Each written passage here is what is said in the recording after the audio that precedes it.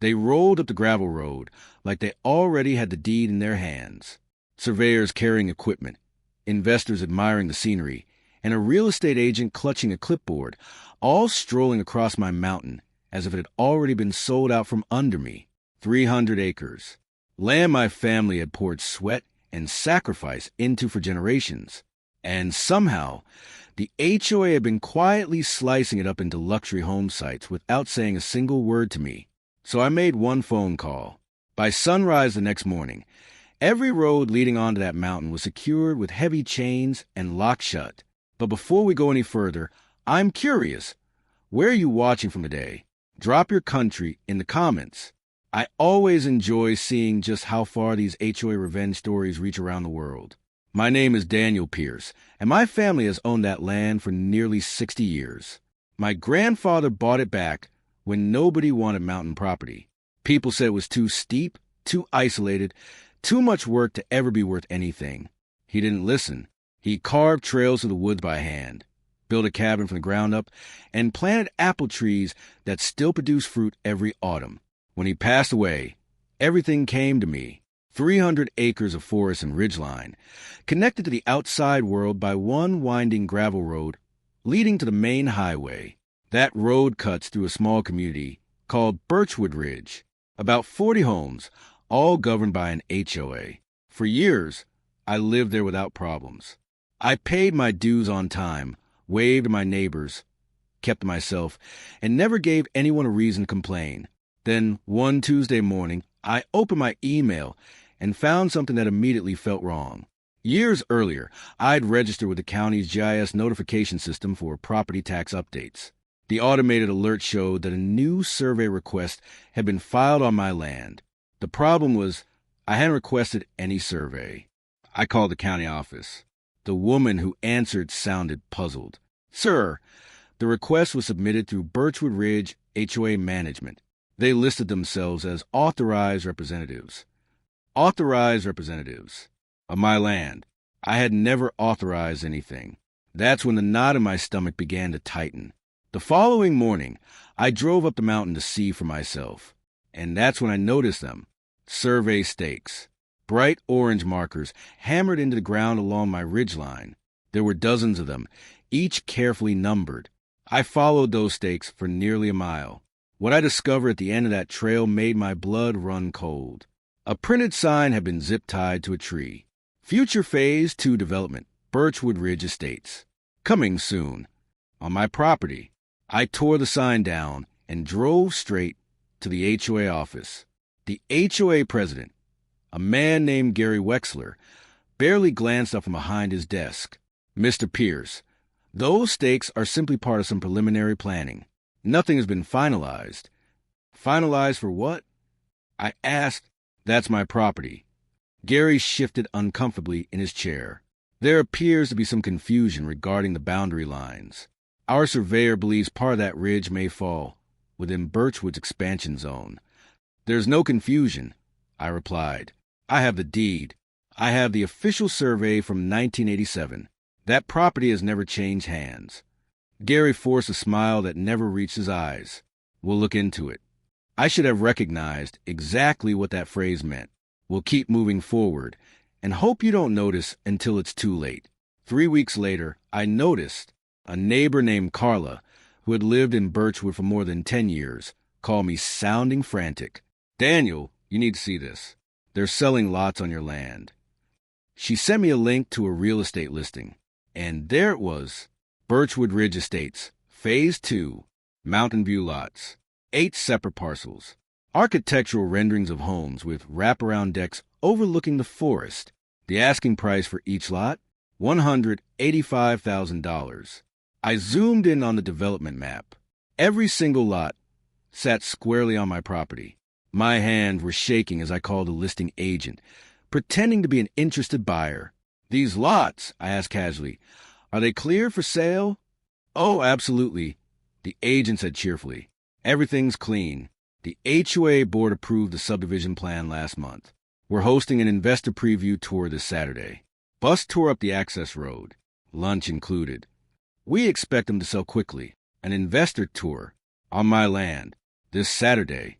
I ended the call and sat there in silence, staring to the window at my grandfather's old cabin.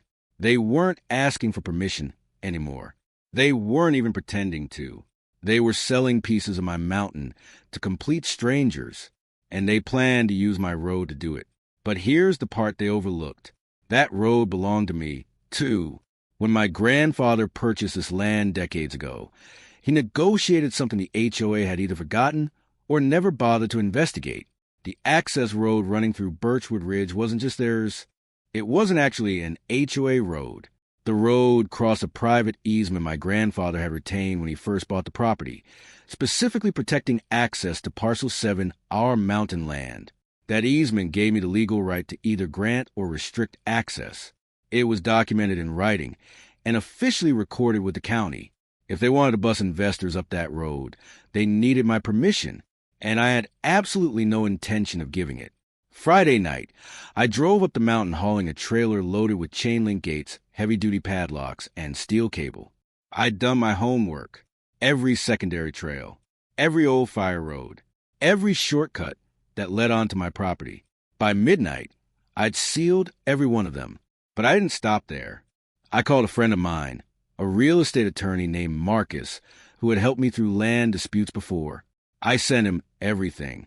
The listings, the easement paperwork, photos of the survey stakes, even the pictures I had taken of the Phase 2 sign after tearing it down.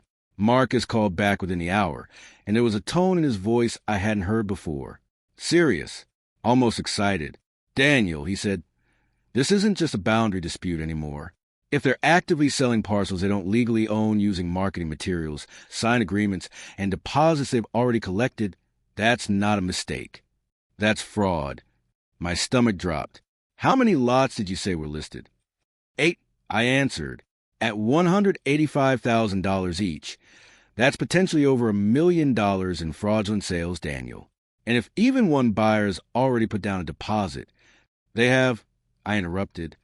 "Carla told me 2 of the lots already show pending sale status." Marcus went quiet for a moment. Then he finally said, "Okay, here's what we're going to do." Saturday morning came fast. Just before sunrise, I parked at the bottom of my access road with a cup of coffee in hand, watching the gate I'd installed the night before glow gold beneath the early morning light. At exactly 9:47 a.m., I heard the low rumble of a tour bus climbing the gravel road. A line of SUVs followed behind it. Investors, prospective buyers. And right behind them was Gary Wexler's silver sedan, leading the procession like a man showing off his latest success. The bus slowed, then came to a complete stop directly in front of my lock gate. I watched Gary step out of his car, confusion spreading across his face as he approached the chain-link barrier blocking the only road into Phase 2. That's when I stepped out from behind my truck. "Morning, Gary. I called. Heard you've got some investors who want to take a look at my land." The color drained from his face. Before he could say a single word, 2 more vehicles pulled in behind the bus. One was a county sheriff's SUV. The other carried county clerk markings on the side. Marcus had apparently made a few calls of his own. The sheriff's deputy stepped out, carrying a folder. "Mr. Wexler," he said, "we need to speak with you regarding a development listing that appears to involve fraudulent property documentation." Gary opened his mouth. Nothing came out. Behind him, confused investors began murmuring among themselves. Phones came out. People started asking questions. Why was there a gate? Why were law enforcement officers here? What exactly was going on? One investor, an older man wearing a polo shirt, leaned out the bus window and called out, "Excuse me, is this property actually for sale or not?" Gary turned as if he intended to answer, but I spoke first. "No," I said calmly. "It never was." By that afternoon, the listings had been pulled. By the following week, the HOA board issued a formal apology. Under legal pressure, of course, and Gary Wexler resigned from his position entirely. The 2 buyers who had already placed deposits filed complaints of their own. The county opened a formal investigation into the survey records and how Phase 2 had somehow been plotted on land the HOA never owned in the first place. As for my road, still locked, still protected, still mine. And every single morning since then, I walk up to that gate check the padlock, and look out across 300 acres of mountain land that nearly got sold out from under me without my ever knowing. So tell me this. If you found out someone had been secretly selling your property behind your back, would you have locked the gates too? Or would you have gone even further? Let me know down in the comments below.